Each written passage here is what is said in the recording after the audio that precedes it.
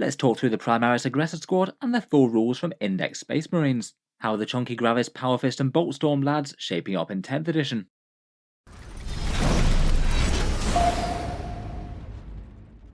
Hello and welcome back to Auspex Tactics, where today we're talking Space Marines once more, and with the full Index Astartes rules out in the wild, I thought we'd start by taking a look at one unit in particular, and talk about Aggressors in 10th edition. Let's talk briefly about their models, talk through their datasheets, and any of the interesting synergies that they have within Index Space Marines.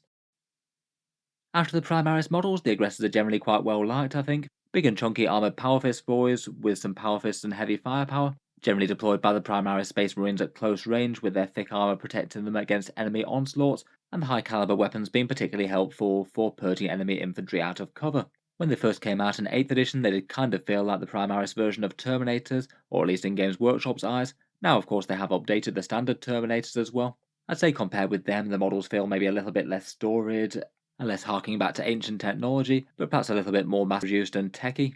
Though I think there's definitely some overlap with their roles, they are basically both heavily armoured infantry with power fists and anti-infantry guns. I think their models are nice enough, maybe a little bit on the expensive side for Games Workshop plastics at £35, €45 and $60 for just 3 of them. Often these 3 model units do tend to come at a bit of a premium from Games Workshop compared with other things that they sell.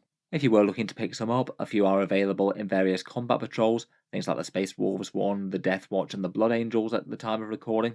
Plus they have been discounted before with an easy build pattern with just the Flamestorm option that came out in Imperium magazine, so you might have some luck on eBay if looking for them. If you were looking to pick up some new ones for 10th edition though, then various places do have them discounted that I'll link down in the video description. In the UK there's Element Games, usually 15% off, Noble Knight Games in the USA, or Gap Games in Australia for 21% off.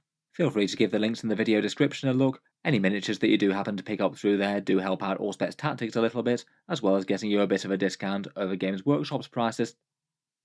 Let's get into the good stuff though, and here's the 10th edition datasheet for the Aggressor Squad. You can take 3 to 6 models in the unit. Points are currently unknown unfortunately, they should be out next week, but we can still get a very good idea as to what the unit's going to do in game. The Aggressors still move 5 inches, so that's no change there. Leadership 6+, standard for Space Marines, and Objective Control 1. They can hold points, but they're not likely going to against enemy troops if a good number of them still live. It looks like they've likely got enough firepower to purge a good number of them though. In 10th edition, with the stretching of the strength and toughness charts, the Aggressors have gone up a little bit in toughness. Terminators are now toughness 5, looks like Aggressors have gone up to toughness 6, though overall I still would rate the Terminators as decently more durable. They've got the 2+ save, which is quite nice in this new lower AP world, plus they've also got the 4+ invul. Still though, toughness 6 is very nice against small arms. It means that strength 3 weapons will be wounding them on 6s now, which is kinda nice given that things like lasguns could actually take a surprising chunk out of them. It's really quite excellent against heavy bolters, which went from being a fairly good weapon against them to a fairly bad one, wounding them on 5s. It is less relevant against anti-tank guns though. Anything with high strength and high AP will go through them very quickly indeed. Things like Screamer Killer Carnifex attacks in close combat will ruin entire squads of these pretty quickly. They're going to be a unit that's very tough against certain things, but lacking an invul, they're just a little bit less all-round durable. High strength, high AP things will kill them fast. Otherwise, in terms of damage output though, the Aggressors really are quite a well-rounded unit. They combine close-range anti-infantry fire with melee, elite/anti-tank, and often if their points cost are right, they do tend to be quite an efficient unit. They certainly have been towards the latter end of 9th edition. For their choice of war gear, you still get the option between Fragstorm grenade launchers locked with the Boltstorm gauntlets, or swapping the whole thing out for Flamestorms. You can't mix and match within the squad. Compared with the 9th edition datasheet, all the weapons have lost the assault keyword unfortunately. I think this will be a bit of a blow to them to be honest, seeing as the weapons are quite short ranged and they're quite slow. It was really quite nice to have the extra d6-inch movement to make them move towards the opponent and hopefully get them in melee. It's a bit annoying for both ranged weapons, but maybe particularly so for those Flamestorms. They were quite nice to advance and shoot, and with no to hit roll modifier as they auto hit anyway. I guess they can potentially pick it up for a turn with Devastator Doctrine, or if it's absolutely critical to get them in range, you could use that Squad Tactics stratagem for 1 CP to put them in Devastator Doctrine for a turn, but command points are something that you don't want to spend too regularly. Otherwise, it's interesting that their fist guns, though not the grenades, all gains the Twin Links keyword. This means they get to re-roll wound rolls against their targets, And while it does mean it's an effective damage cut pretty much, it also means that as a unit for their damage output they're just a bit more well rounded. They will be a bit better against things that they're normally wounding on 5s than they would be otherwise. Anything that's toughness 7 or below, they will be wounding the majority of the time with their strength 4 hits. The auto Boltstorm gauntlets now just get you the 3 shots, hitting on 3 is strength 4, AP 0 and damage 1, picking up twin links, and that's paired with a Fragstorm grenade launcher, D6 shots and blast, strength 4, AP 0, damage 1. They both fire out to 18 inches, so a little bit more threat range there. The Flamestorm gauntlets on the other hand have picked up an extra shot, D6 plus 1 shots, though of course you don't get 2 of them anymore, they just get reroll wounds. They have 12-inch range and they auto hit the enemy. In terms of average expected damage output, it is kind of close. The Bolter and Fragstorm averages you 3 wounds against toughness 4 models. For that I've assumed that the Fragstorm gauntlet gets a plus 1 shot due to blast for targeting some infantry, if not then it would drop a little bit. The Flamestorm does average more wounds against your target, around about 3 or 4 wounds against toughness 4 targets, plus has ignores cover, won't care about hit roll modifiers, and also might fare a little bit better against tougher stuff due to all the shots being twin links, but overall the damage output difference isn't enormously spectacular. The Flamestorms definitely have the weakness of having shorter range, which is a big deal on a slowish unit. Finally, and relevant for their shooting attacks is their special rule called Close Quarters Firepower. This one gives them an extra AP-1 if they target the closest unit to them, something that I think will quite often happen given that they're quite close range anyway. It's maybe not guaranteed though, will be really quite annoying if they really want to light up an enemy infantry unit and have got some sort of annoying chaff transport in the way or something that you really don't want to fire all your anti-infantry guns into. AP-1 is a really nice thing to have on these though. With a whole bunch of volume fire it makes them a lot more general purpose. They certainly can load up the wounds on enemy targets, and this will help them chew through anything from 3+ save Space Marines to 5+ save Termagants. Then, after they've fired their guns, they can also charge into melee. In combat they strike with power fists, and again these have picked up twin links, but it has cost them an extra attack. Previously they had 4 attacks each with shock assault, now they have 3. They still hit on a 4+, plus the AP of the power fist has just dropped in general. That's the case for most things in the game though with melee weapons, and they have also lost the bonus attack for the sergeant, as all the units just get 3 attacks now. Overall though, I wouldn't say that the melee has actually got all that much worse due to gaining twin linked here. I feel like perhaps they've shifted just a little bit towards being powerful in melee over powerful in range. Twin linked is pretty nice as it means that they'll actually be able to punch up against really tough vehicles and things, again wounding most vehicles most of the time given the rerolls, though it means that they perhaps lost a little bit of efficiency against lighter things where the wound rerolls don't matter too much. For a squad of 3 aggressors, they will do at least a little bit of damage to most units, somewhere around 4 or 5 dead termagants, around about 3 dead intercessors. They're maybe still not really doing an awful load to vehicles, even with the rerolls, around about 3 or 4 wounds to a rhino on average, or 2 or 3 wounds to a lamb raider. Just 3 of them aren't exactly going to be soloing a tank, but perhaps a bigger squad of 5 of them after the tank's been weakened might do the finishing job. Otherwise, for Space Marine buffs and synergies, Oath and Moment is perhaps a little bit less good on the aggressors compared with most. It still will be useful with full hit rerolls, and that will be in particular pretty good in melee with those weapon skill 4+ power fists, but the twin link sort of has some unfortunate overlap here, so it means that you're not really getting any extra damage out of the fists or guns mostly, not on the wound roll in any case. It just means it's going to be a better rule to apply to other units in your army if you had some choice as to who's going to get the buff.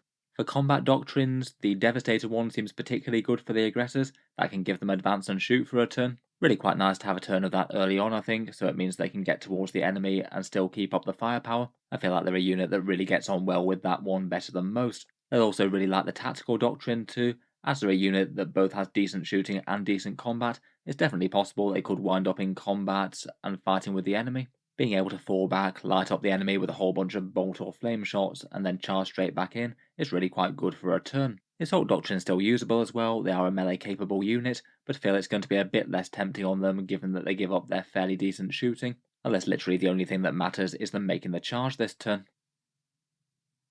Otherwise, for general stratagem access, 1 command point Overwatch does seem rather good for these for their Flamestorm gauntlets. If the enemy dares to stray within 12 inches, you could be lighting them up with a whole bunch of twin linked shots, quite possibly with AP-1 as well, given that they're probably going to be closest if they're getting that near to you.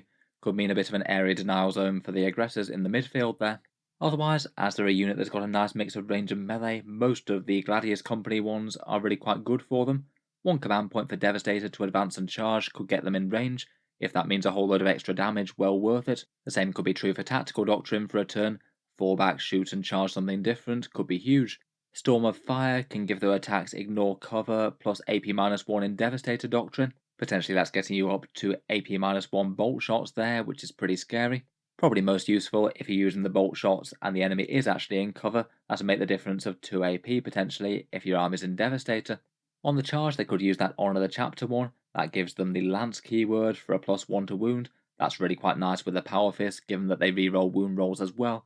Even the toughest stuff in the game will be wounded 3 out of 4 of the times, perhaps turning them into a little bit more of a dedicated anti-tank unit. You'd also get an extra pip of AP as well if your army happened to be in the Assault Doctrine.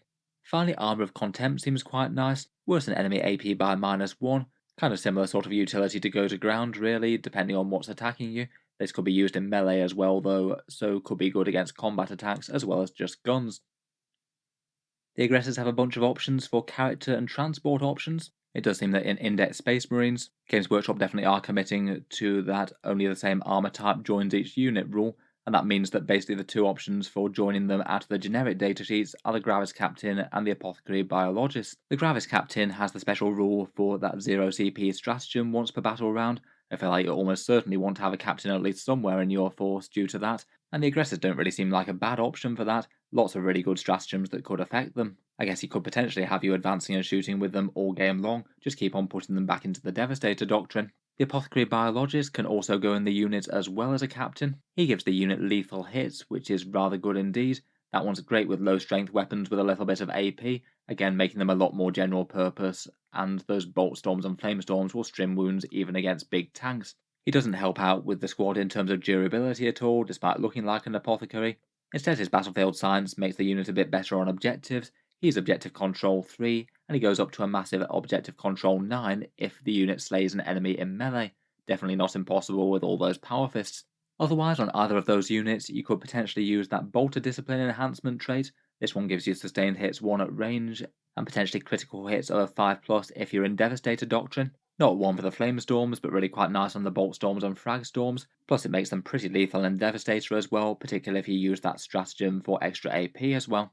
Otherwise, most units can't really affect them, seeing as they're not in the same unit as them.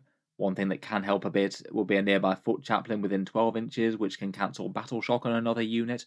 I suppose that's handy enough, though hopefully they won't be failing it too much anyway. Aggressors gain some transport options in 10th edition. In 9th you generally wouldn't want to put them in a transport. They'd be kind of happy just advancing up the board and taking more of them, but I feel like transports could be a more interesting idea now. When a transport gets killed you only do 1 mortal wound on each roll of 1. Chunky infantry just don't die in them quite as easily now. Plus they're just a bit better for actually delivering them up the board with speed as they get out after they've moved. With all the close range firepower that aggressors can have, could be reasonable enough to have a repulsor or something zoom them up into the mid-board. Otherwise, for specific transport options, repulsors could allow you to re-embark if a charge is threatened. That would be quite a big move there. The Land Raider looks very interesting for these guys, basically being able to zoom them up the board, get them out, shoot, and then charge straight after with the assault ramp rule. A massive great threat range, plus he basically gets a full turn of acting both with the shooting and the melee damage. That does seem very solid to hit the enemy hard in close combat if the Land Raider isn't too costly to justify it. Finally, it seems that the Storm Raven doesn't have that same assault ramp type rule, but it will be able to deliver them to a really long distance away with 20-inch move if it's in hover, plus of course it has plenty of its own guns to contribute as well. Finally, for just a few basics for specific chapters, within the index perhaps some of the most relevant things are the certain characters that can join them, again things in Gravis armour like Calgar, Torgaradon or Ironfather Phyros. Calgar can grant the unit advanced shoot and charge, which is absolutely great on the aggressors. I feel like he works very nicely with them, as that's just awesome on a unit that's very slow and wants to be up the board as fast as possible. I feel like he could be interesting to run. If you're playing Imperial Fists, Torgaradon can grant you some lethal hits and ignores cover at range. Really quite nice for all of those bolt shots. Again, lethal hits is excellent, just like the Apothecary Biologist. And Ironfather Phyros for the Iron Hands can grant you a 5+ feel no pain, while he sits near vehicles repairing them as well, ideally. Kind of think that he might pair a little bit better with Eradicators though, perhaps. Otherwise, we've got the launch detachment rules for the various special flavours of Space Marines. Blood Angels will make them extra fighty with extra attacks and strength 9 on the charge, both good things. Dark Angels have their Battle Shock resilience. Deathwatch can do their mission tactics to flex out their special rule each turn. The lethal hits one again I think is particularly nice. And then for Space Wolves and Black Templars, both of their army-wide buffs can often revolve around melee things. Maybe the Black Templar's sustained hits one is particularly relevant, that's just quite a nice general melee damage boost, and 4+ hitting power fists really love it. Overall, obviously how competitive they are will depend on their eventual points cost and weighing them up against other units. They'll certainly have some competition from Terminators, Centurions, all manner of Space Marines elites, as well as the fast hard hitting stuff that won't struggle to get to the enemy.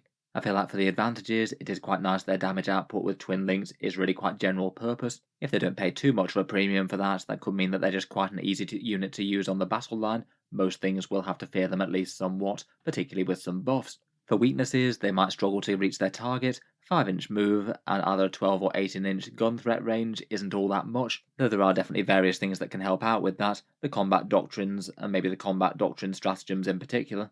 Even if you're not investing in a big investment transport, certain damage profiles also kill them very easily, even with the new toughness 6. Seems pretty solid though, unless they're massively overcosted. I'm sure a lot of armies will have them see table time. Let me know your thoughts down in the comments below. If you've enjoyed the video, then feel free to subscribe to Auspex Tactics, but I'll certainly keep the regular 40k videos coming, including plenty more for the Space Marines. Hopefully I should have the rest of the index review out within the day. Finally, if you have been enjoying all the videos on the channel, I would just like to mention that Auspex Tactics does have a Patreon page as well, and you can find that linked in the video description below if you're interested in helping support. Channel patrons do get a fair few advantages, seeing certain videos early, regular votes to see what sort of things happen next on the channel, and automatic entry into the regular prize giveaways with the chance to win some big model kits each month.